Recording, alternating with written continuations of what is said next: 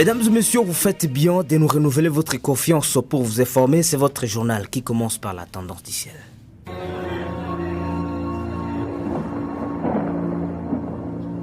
Oasis, la météo. Voici comment se présente la prévision météorologique de ce dimanche 16 juin 2024 en ville de Béni. Lever du soleil 5h58, coucher du soleil 18h07. Le vent courra à 10 km par heure l'avant-midi à direction nord-ouest et à 15 km par heure l'après-midi à direction sud-est.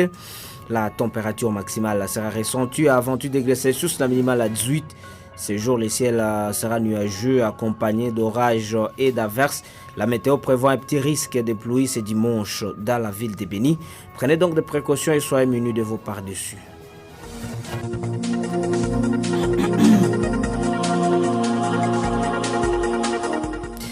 Au sommaire, cette édition d'information, hausse du prix du carburant à Ville de Béni depuis le matin de ce samedi. Les litres qui se vendaient à 3400 francs se négocient maintenant entre 4500 et 5000 francs. Les détails dans ce radio-journal. Paralysie des activités socio-économiques ce samedi en ville de Béni. À la base, certains jeunes des groupes de pression ont manifesté contre les carnages des civils à territoire de Béni et de Lubero ces derniers temps. Nous en parlerons tout à l'heure. Des civiques au brûle vif, 2 militaires FARDC la nuit de vendredi à ce samedi. En Diapanda, dans les territoires de Lubero, l'administrateur militaire de ces territoires appelle au beau sens. Tels sont les titres qui vous seront tout à l'heure développés dans une quinzaine de minutes au micro pour la présentation. Roger Kambali Kakulirai, la prise de son et la mise en onde sont assurées par Roger Moutoukalo. Bienvenue au détail. Jeune, ton avenir est plein d'espoir. Mais une seconde de plaisir sexuel peut le gâcher à jamais. Sois sage. Si c'est pour vous la première fois de nous suivre, nous sommes la radio Oasis Congo FM TV émettant de Béni sur la bande FM 89.5 MHz et aussi sur le www.radio-oasis.cd. Vous pouvez suivre ce journal sur YouTube Radio Oasis. Il s'observe une hausse du prix des carburants depuis le matin du samedi 15 juin en ville de Béni. Désormais, les litres qui se vendaient à 3400 francs a pris l'ascenseur et se négocie entre 4500 et 5000 francs congolais. Les conducteurs des mototaxis indiquent que cette situation serait consécutive à la paralysie des activités d'import-export au poste frontalier de Kassindi depuis mardi dernier. Par conséquent, le prix de la course a aussi haussé. Du marché central de Kilokwa jusqu'à Matongé, par exemple, la course qui était jadis à 1000 francs congolais est passée à 2000 francs, voire 2500 francs. Suivez ici quelques conducteurs de mototaxis dont c'est Vox Pop réalisé par Sixte Kalumendo. Le prix du carburant a aussi. Avant, c'était à 3300. Vraiment, nous ne nous attendons pas avec les clients. Le dit que quitter ici jusqu'à Matongué, le prix a aussi. Il te dit que c'est vraiment cher. Quitter ici jusqu'à Matongué, c'est au moins 2000. Des rumeurs circulent que ceci est dû au blocage de la route à partir de Kassindi à la barrière. Tito que des camions sont bloqués là-bas. Il n'y a pas un port de carburant de là jusqu'ici. À présent, vraiment, nous ne nous attendons pas avec les clients parce que ça arrive brusquement. Nous espérons qu'à partir de demain, les choses vont changer. Vraiment, nous souhaitons que les gouvernements mettent fin à ces conflits et qu'on puisse ouvrir la route. C'était là quelques conducteurs de motos qui s'inquiètent de la hausse dangereuse du prix du litre de carburant ici en ville de Béni. La campagne de vaccination des enfants de 0 à 59 mois contre la poliomyélite évolue normalement dans la zone de santé de Béni. C'est ce qu'a révélé le docteur Michel Tossalissana, médecin chef de zone de santé de Béni lors d'un entretien avec la presse ce samedi 15 juin 2024. Il appelle certains parents qui résistent encore à mettre leurs enfants à la disposition des équipes de vaccination à les faire pour prévenir ces derniers contre la poliomyélite. On l'écoute au micro des fraternes Mutumoja de la RTK Béni.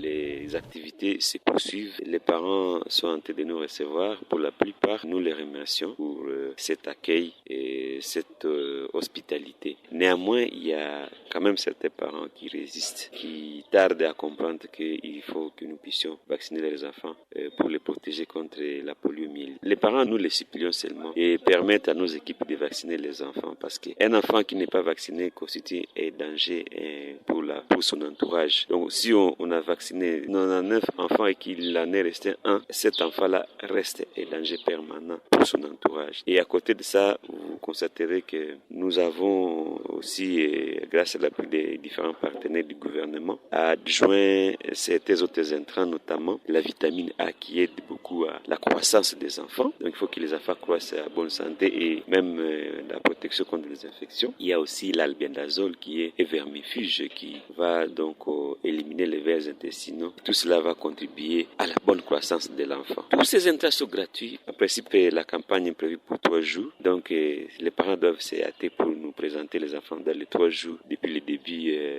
de la campagne. Le docteur Michel Tossalissana, médecin-chef des zones de santé de Béni. Le vice-gouverneur du Nord Kivu, le commissaire divisionnaire Jaromi Koukalipopo, séjourne en ville de Béni depuis ce samedi 15 juin 2024. L'autorité provinciale du veneur à Béni pour évaluer la situation sécuritaire caractérisée par des attaques répétitives dans les territoires de Béni des ADF, mais aussi la problématique des transporteurs à Kassindi bloqués par l'Ouganda. Il pourra également visiter les déplacés de guerre dans la zone. On l'écoute ici dans cet extrait sonore. Sur demande de la population et sur instruction de son Excellence le gouverneur de province, le général-major Chiromois Melouba Peter, je suis venu ici dans le nord de notre province, notamment à Béni. J'irai notamment également à Ouichia, Butembo, pour dans un premier temps me rendre compte de la situation sécuritaire qui prévaut dans la contrée.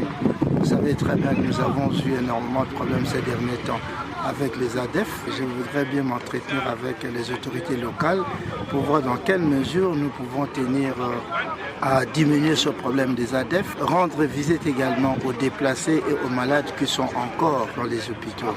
Et en même temps, la journée des mardis 18 juin sera consacrée au deuil et au culte des consolations ou des condoléances aux familles des victimes des récentes tueries des civils par des ADF dans le groupement Bassoa Madiwe à territoire des Béni et par des ADF et également dans une partie du territoire de Lubero. La décision a été prise à l'issue d'une assemblée générale extraordinaire des 4 coordinations de la société civile urbaine de Butembo, de Béni, mais aussi du groupement Bassoa Madiwe du territoire de Lubero, tenu ce samedi à ville de Butembo. Voici l'extrait de la déclaration finale de cette assise lue par Maître Pepe Kavota, président de la société civile de Béni. Les coordinations urbaines de la société civile, forces vives de Butembo, de Béni, des territoires de Lubero et les sous-noyaux de Bassoa Madiwe adressent ses compassions ou compatis et compassion à toute la population du Nord Kivu, victime de l'agression rwandaise et ougandaise.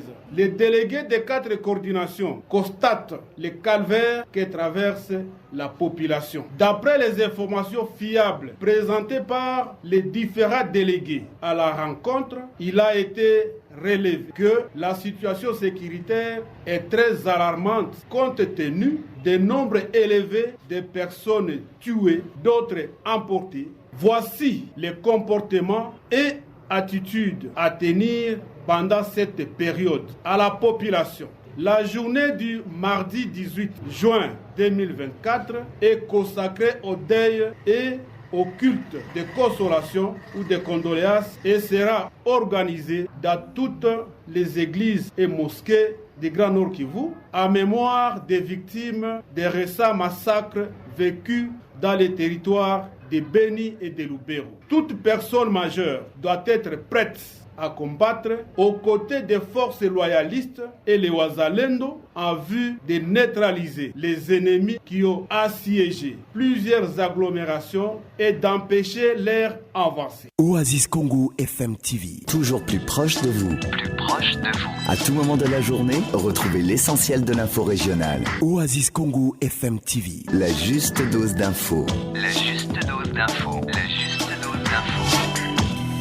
Vous écoutez la radio Oasis. Un autre détenu est mort à la prison centrale de Kakwango à ville de Butembo ce samedi 15 juin 2024. Ce détenu est connu sous le nom de Muhindo Paluku Emmanuel, d'environ 36 ans. Cet homme est mort d'une courte maladie, selon une dépêche signée par le directeur de la prison de Butembo, originaire d'équipe PC à territoire de Lubero. Cet homme était arrêté le 2 mars 2024 pour une tentative de viol, précise les mêmes documents. Les déplacés de 3e âge vivant à ville de Butembo traversent une vie pénible à ces jours. Dans cette partie, cette alerte a été faite ce samedi par l'association des sages solidaires du 3e âge. C'était à marge de la journée mondiale de lutte contre la maltraitance des personnes âgées. D'après cette structure, ces déplacés mangent difficilement et accèdent aussi difficilement aux soins médicaux. Cette organisation appelle la population à soutenir cette catégorie de personnes déplacées. Mouindo Safari Norbert en est son coordonnateur. Je vous propose donc de l'écouter. Vous savez, pour s'échapper de la mort, quel que soit jeune, quel que soit vieux, il doit prendre fuite. Mais quand on est vieillard, d'autres ont des rhumatismes, pour prendre fuite, il faut un grand effort. Plus de cela, il n'a pas de moyens. Qui quitte soit Mangourouji, soit Beni, les moyens de déplacement, il n'en a pas. Et pour quitter Mangourouji, pour quitter Beni, ici, Butembo en pied, vous voyez que lorsque ces vieillards seront ici, ils sont directement internés à l'hôpital. Et sont des risques. Nous allons perdre beaucoup de vieillards. Raison pour laquelle nous lançons un message, en tout cas, à toute personne de bonne volonté, à nos commerçants, donc, qui puissent s'associer et voir comment encadrer donc, tous les déplacés qui sont venus à Beni, à Mangourouji, pas comme à Cantine. Et les activités sont restées paralysées ce samedi en ville de Butembo. Certains jeunes issus des groupes de pression ont manifesté contre les carnages des civils à territoire de Beni et de Lubero ces derniers temps. La situation s'est empirée à Fourou suite à la découverte des corps sans souffle de vie à Mihake. La victime n'aurait pas survécu d'une hémorragie interne après l'altercation entre deux jeunes et les casques bleus de la MONUSCO dans cette partie de la ville de Butembo. C'est ce que nous dit Diallo Kaindo qui a sillonné la ville. Marche spontanée, couplée d'érections des barricades ça et là par les manifestants, voilà à quoi l'on a assisté ce samedi à ville de Butembo. Les poches de tension ont été signalées et peu partout, qu'à des Fourou et des Mutsanga.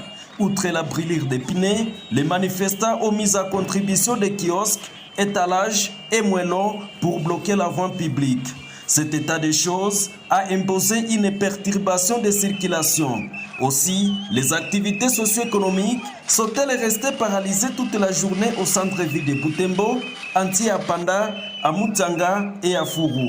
La veille, le Parlement de Bout-de-Fourou, l'un des groupes de pression de la ville de Butembo, a appelé la population à faire de ce samedi une journée ville morte à mémoire des victimes de l'insécurité à Cantine et à Kambaou.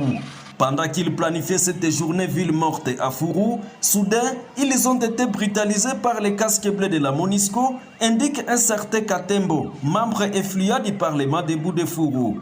Victime d'une hémorragie interne, l'un des jeunes brutalisés a été découvert mort quelques heures après autour du fait à Miraké. Une cellule proche de Fourou précise la même source. Ce même samedi, quelques coups de balles ont été audibles en Diapanda et au Cap Kalimbouté. Visiblement, ces balles seraient crépitées par des éléments de l'ordre à pleine mission de dégager la route. Jusqu'à présent, aucun incident grave n'est rapporté à notre rédaction. L'eau pourra donc y revenir si cette information prenait une nouvelle tournure. Un reportage signé par Diallo Kaindo Bashikiri et notre confrère partenaire. Journaliste à la radio Setrobo Butembo, 2 militaires des FARDC ont été brûlés vifs par des jeunes la nuit de vendredi à ce samedi 15 juin 2024. Je disais à titre Ndiapanda, dans la chefferie de Bassoa à territoire de Lubero, Nord Kivu. Outre ces militaires brûlés, le véhicule à bord duquel ils étaient a aussi été incendié par des jeunes à colère selon des sources locales.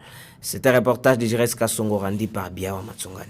En réaction à cette situation, l'administrateur militaire du territoire de Lubero, le colonel Alekiwewa Mitela, condamne cet acte qu'il qualifie de criminel. Jean par la radio Oasis Congo, l'autorité territoriale a exprimé sa colère face à cette situation qui décourage les troupes engagées dans la traque des groupes armés. Ça, c'est un acte criminel. Qu'est-ce que les militaires ont fait? Est-ce que les militaires avaient tué quelqu'un?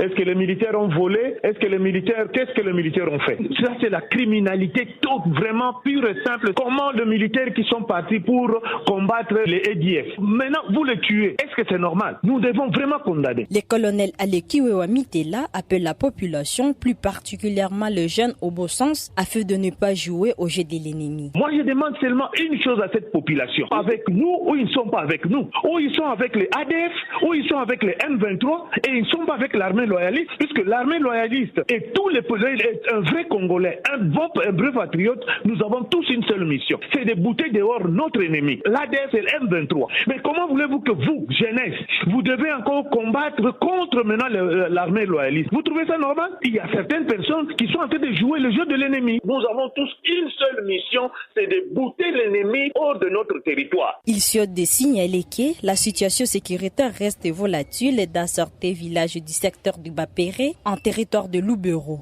Et les activités restent toujours suspendues depuis environ une semaine. Agroupement Bakaïko a chefferé de Babila Babombi dans les territoires de Mambasa à Nituri. Encore Grace Kakine, secrétaire de la CRDH locale, qui l'a fait savoir ce samedi.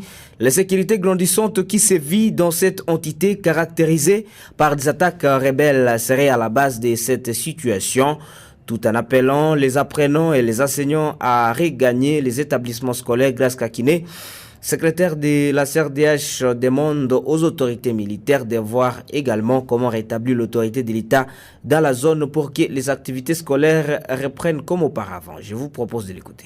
Depuis le samedi 8 juin, voici 7 jours, ça, les activités scolaires dans le groupement Bakaïkou, à chefferie de Babila Babombi dans le territoire de Mombasa. Et vous connaissez, dans cette partie, il y a eu la sécurité grandissante qui a coûté la débandade totale de la population. Et jusqu'à présent, la population sont dans des maisons de refuge, dans plusieurs coins à chefferie de Babila Babombi. Et ceci handicape directement les activités scolaires dans cette partie du territoire de Mombasa. Vous le connaissez bien qu'actuellement, il y a les examens qui se poursuivent à République démocratique du Congo. Et vous voyez que les affaires d'ici viennent d'être handicapés par l'éducation. Nous appellerons les parents et les enseignants de voir comment aller sauver l'éducation des enfants, mais aussi au service de sécurité.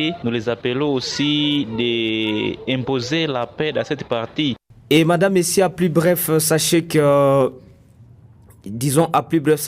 les musulmans du monde entier célèbrent ce dimanche 16 juin 2024 la fête d'Idil Adha.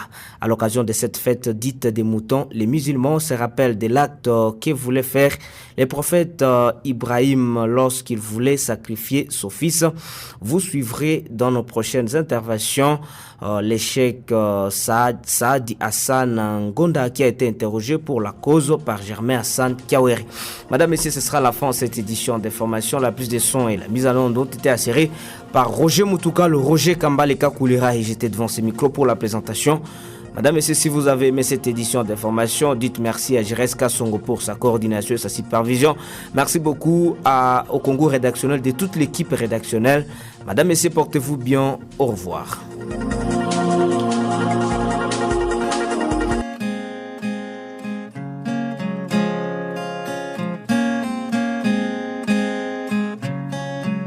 La salle de classe est collée à la boutique, ou c'est la boutique qui est collée à la salle de classe, veut dire d'un côté l'on est en plein cours, la simple N, la simple Z, l'analyse grammaticale. De l'autre côté, l'on discute les prix des articles en tenant compte des taux d'échange. C'est ce que nous observons en plein pèlerinage au royaume de là-bas. Ne soyez pas surpris, c'est une nation où tous les coups sont permis, surtout lorsqu'il s'agit de la maximisation des recettes. pire encore, sous une administration spéciale dite d'urgence. Nous avons observé finalement que l'Athénée de la Bourgade a des boutiques collées à des salles de classe au vu et au su du grand public. Il nous a été dit en méthodologie que la lumière doit venir du côté gauche de l'apprenant. Mais voyez-vous, les fenêtres sont bouchées par de nouvelles constructions. Et donc, la lumière a diminué dans la salle de classe. Ces apprenants ont-ils encore des droits? Dieu seul sait. Aussi, quid de la concentration des apprenants? On est dans la salle de classe, puis on s'achète un biscuit, un bazooka à travers la fenêtre pendant les heures de cours. Même s'il faut former les apprenants en options commerciales et administratives, faut-il vraiment ramener la boutique à la fenêtre de la classe? Au royaume de là-bas, c'est l'argent qui guide l'action des décideurs, jamais l'intérêt général. Que pense l'inspecteur chef de coq? Que dit le comité des parents? Les apprenants eux-mêmes sont impuissants devant l'autorité municipale qui ne jure que par la maximisation des recettes en dépit des droits des uns qui sont piétinés. Ceux-là même qui ont ainsi décidé, ont-ils des enfants dans ces classes-là? Hélas non. Quoi qu'il en soit, boutiques et salles de classe collées, ça n'a jamais existé au monde, seulement au royaume de là-bas. Attention avec ce ballon au point du penalty, on pressionnant sur petit festival, fente suivi d'un crochet magistral. Et Mbappé qui accélère! Il se cherche la fenêtre du tir peut-être, mais c'est là ça compter sur ces jaillissements de la défense adverse. Attention avec ses tacles, il est autoritaire, une faute en pleine surface de vérité. Il y aura bel et bien penalty. Penalty. L'arbitre qui va indiquer le point de pénalty. L'attention avec la couleur du carton, c'est le rouge. Il va prendre ce petit bistol. Oasis pour mauvais Oasis Sport. Oasis Sport. Oasis Sport. Oasis Sport. Salut auditeurs passionnés des sports, vous venez de le constater, on ouvre ce journal des sports ici sur les plats locaux. C'est samedi, le stade du 15 octobre a été le théâtre des matchs amicaux palpitants entre les FC Mayamoto et Espoir de Benidid 11 Pro. Mayamoto a dominé la rencontre de la tête des épaules en s'imposant sur un score large de 6-1. Cette victoire éclatante a mis en lumière la grande forme des joueurs de Mayamoto qui se préparent activement pour les championnats de la première division de la TANCB de football de Béni saison prochaine, tout comme Espoir de Béni. Les matchs retour aura lieu ce dimanche toujours au stade du 15 octobre à partir de 15h. Les deux équipes devraient offrir un spectacle encore plus intense.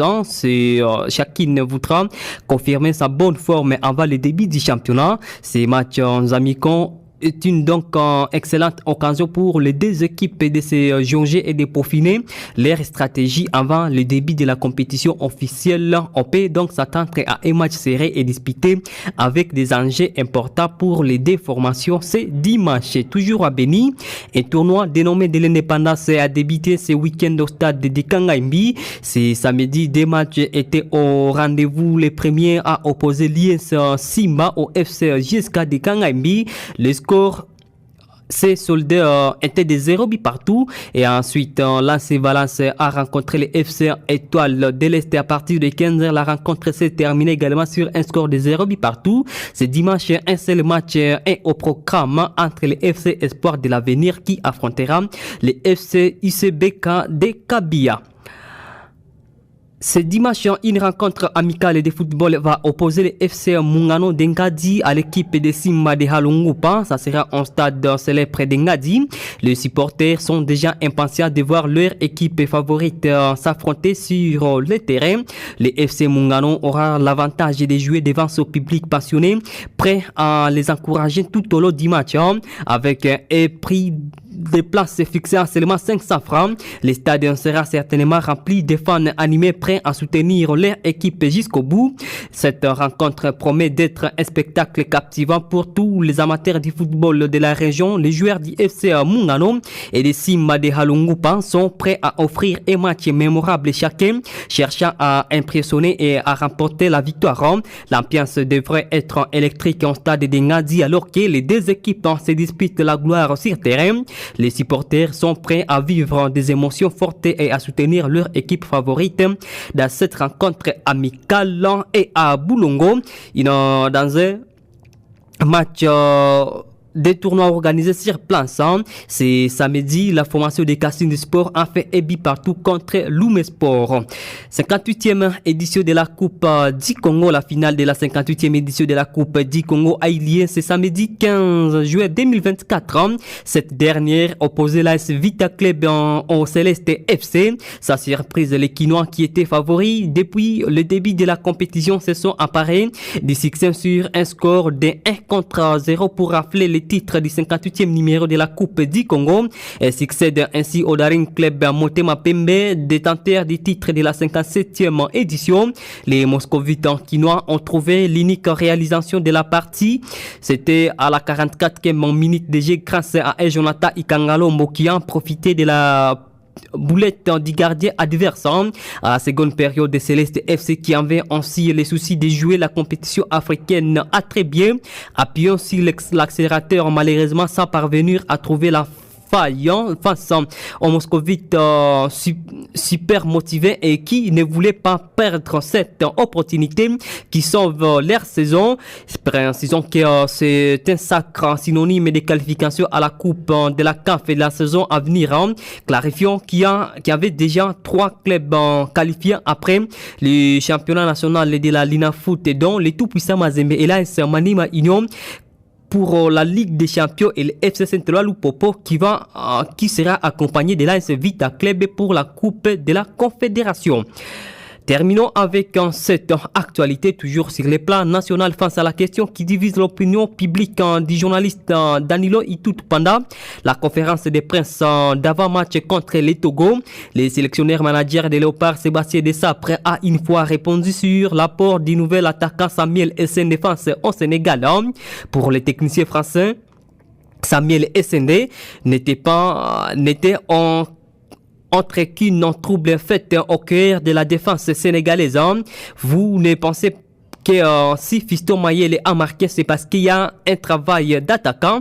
Moi, je trouve que Samuel Essène a fait un grand match, un très très grand match face à l'un des meilleurs défenseurs du monde, Kalidou Koulibaly. Et on a réussi à garder les ballons, a-t-il donc déclaré. Face au Togo, Sébastien Dessapre n'a pas révélé sa recette sur la performance d'attaquant entre Mayele et Samuel Essène. Amis sportifs, nous sommes au terme de ce journal de sport. Je vous ai servi Barakamako Blessing. Merci à vous de l'avoir suivi. Merci d'avoir écouté ce journal. Vous pouvez le réécouter en visitant notre site internet www.radiooasis.cd. Jeune, ton avenir est plein d'espoir. Mais une seconde de plaisir sexuel peut le gâcher à jamais. Sois sage.